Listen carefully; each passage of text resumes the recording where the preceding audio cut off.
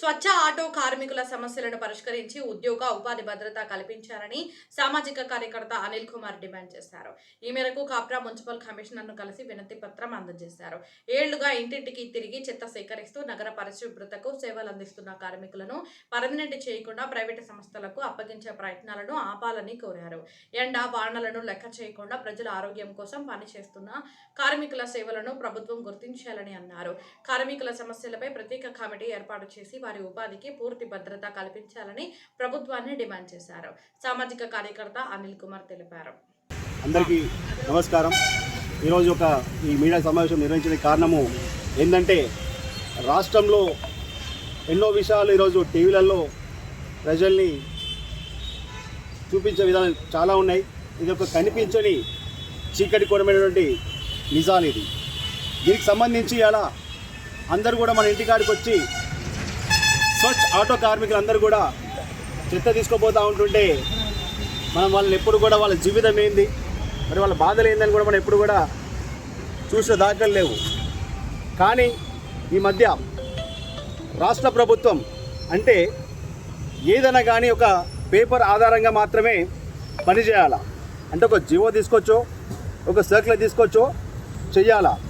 అంతకంటే ముందు అలా 50 ఏళ్ళు ఇంటింటి చెత్త సేకరణ చేసి 3 తరాల మనుషులు వాళ్ళు ఇలా 5 దశాబ్దాల నుంచి వాళ్ళు పనిచేసిన పనిని గుర్తించకుండా ఇలా లోపల చీకటి ఒప్పందాలు చేసుకుంటా కార్మికుల జీవితాలు రోడ్డున పడేసే పరిస్థితి ఈ రాష్ట్రంలో కనిపిస్తూ ఉన్నది.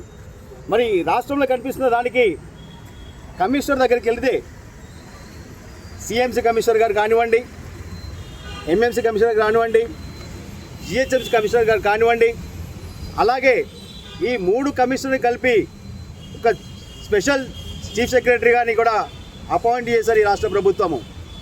మరి ఈ యొక్క స్పెషల్ చీఫ్ సెక్రటరీ గారు ఏం చేయాలంటే కార్మికులందరినీ కూడా కూర్చోబెట్టి SWM రూల్స్ 2026 దాని ప్రకారము మేమందరం కూడా దీన్ని ఇలా చేయాలనుకుంటున్నాము అని వాళ్ళతో చర్చించినాక మళ్ళీ ఒకరిద్దరు కాదు కదా, ఈ యొక్క స్వచ్ఛ ఆటో కార్మికులు ఉంది అలా దాదాపుగా 1,10,000 కుటుంబాలు ఇలా ఈ యొక్క పనిని చేస్తూ ఉన్నారు ఇలా.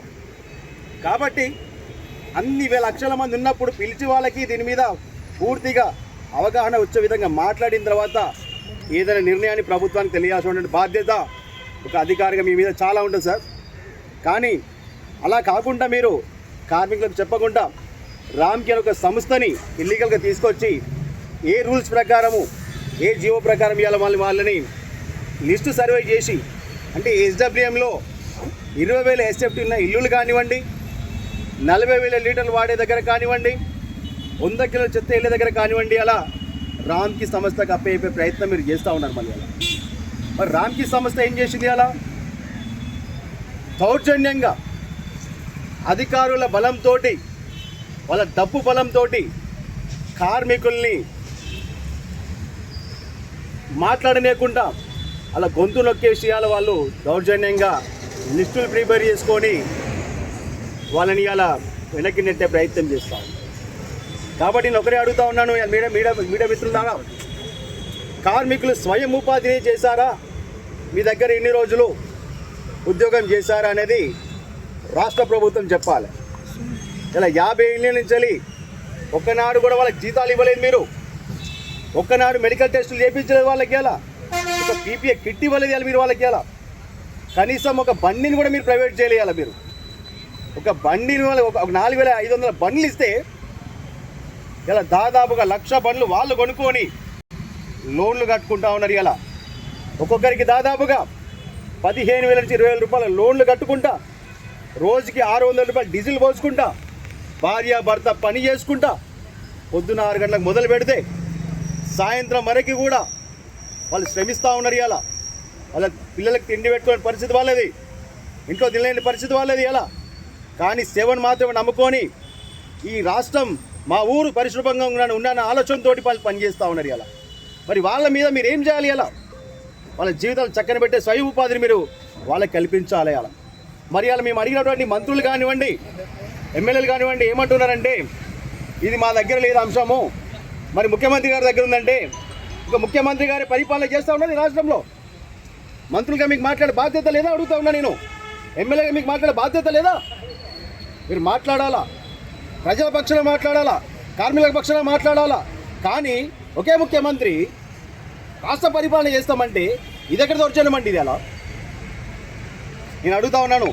అసెంబ్లీలో కూడా ఈ SWM రూల్స్ ఏం చెప్పింది? న్యాయ నిపుణులతో చర్చించి ఒక కమిటీ వేసి మీరు ఇలా కార్మికులకు న్యాయం చేయాలని కోరుకుంటా ఉన్నాను. ఇంకోటి విషయం ఏంటంటే, ఈ రాష్ట్ర ప్రభుత్వం చెప్తా ఉంది ఏంటంటే SWM రూల్స్ సెంట్రల్ ఇచ్చిందంటున్నారు. మరి SWM రూల్స్లో ఏమని ఉందంటే ప్రైవేట్కి ఇవ్వమని చెప్పలేదు. ఎక్కడ కూడా ప్రైవేట్కి ఎక్కడ కూడా ఇవ్వమని చెప్పలేదు. కానీ వాళ్ళు ప్రైవేట్ అనే ఒక సంస్థను తీసుకొచ్చి ఇస్తూ ఉన్నారు. ఇంకొక ముఖ్య విషయం ఏంటంటే 2009లో గ్రేటర్ హైదరాబాద్కి రామ్కి ఒక ఒప్పందం జరిగింది 2009లో. మళ్ళీ 2009, 2026కి 18 సంవత్సరాల కాలంలో రామ్కి ఏనాడు కూడా ఎక్కడ చెత్త తీయలేదు మళ్ళీ అగ్రిమెంట్ ప్రకారం కూడా. మరి అలాంటి వాళ్ళకి మీ 18 సంవత్సరాలు ఏం నోటీస్ ఇష్యూ చేశారు? ఇప్పుడు వాళ్ళ అగ్రిమెంట్ ఎందుకు క్యాన్సిల్ చేయలేదు? ఇలా కరోనా సమయంలో ఎందుకు భయపడేది రామ్కి? ఇలా కరోనా సమయంలో కూడా వాళ్ళ సేవల్ని రాష్ట్ర ప్రభుత్వం గుర్తించడం కూడా అడగలేదు కదా. మరి తక్షణమే రామ్కితో జరిగిన ఒప్పందం కూడా రద్దు చేయాలి. SWM రూల్స్లో ఉన్నటువంటి ఏదైతే ఉన్నదో అలా ప్రత్యేకంగా ఎవరికి కూడా ఇవ్వమని చెప్పలేదు కాబట్టి కార్మికులకు సహజ ఉపాధి కల్పించే విధంగా కార్మికులకు అవకాశం ఇవ్వండి, వాళ్ళకి శిక్షణ ఇవ్వండి, వాళ్ళ జీవితాలని